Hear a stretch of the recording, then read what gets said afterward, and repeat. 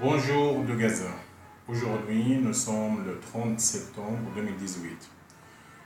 On est entré dans le 7e mois de la marche de retour, une initiative populaire, pacifique, non violente, organisée par la société civile de la bande de Gaza, commencée le 30 mars 2018. Donc, cette marche, elle entre actuellement dans le 7e mois. C'est vrai, le bilan est très lourd, 200 morts palestiniens et 20 000 blessés. Mais les 3 leçons à tirer de cette initiative, de cette grande marche de retour sont: numéro 1, la continuité de cette marche. Donc les organisateurs, ils ont décidé de continuer. Chaque vendredi, il y a beaucoup de personnes, entre 13 à 20 000 personnes, qui se dirigent vers les frontières pour défier les soldats israéliens avec leur poitrine nue et le drapeau palestinien dans la main. Malgré les représailles israéliennes et malgré le bilan très lourd, les organisateurs, ils ont décidé de poursuivre cette action jusqu'à la réalisation de tous les objectifs, et en particulier la levée du blocus israélien inhumain sur la bande de Gaza.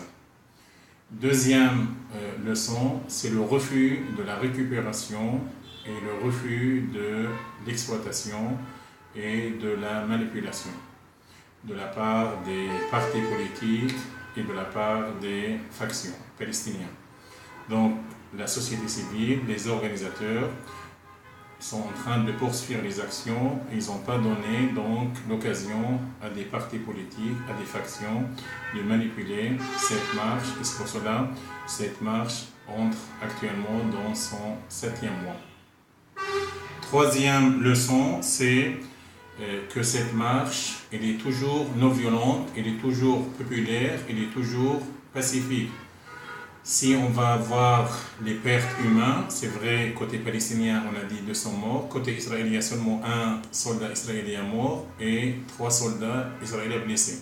Ça montre un peu que les organisateurs, ils ont décidé de ne pas utiliser les armes, ils ont décidé de garder l'aspect populaire, l'aspect pacifique, l'aspect non violent de cette initiative.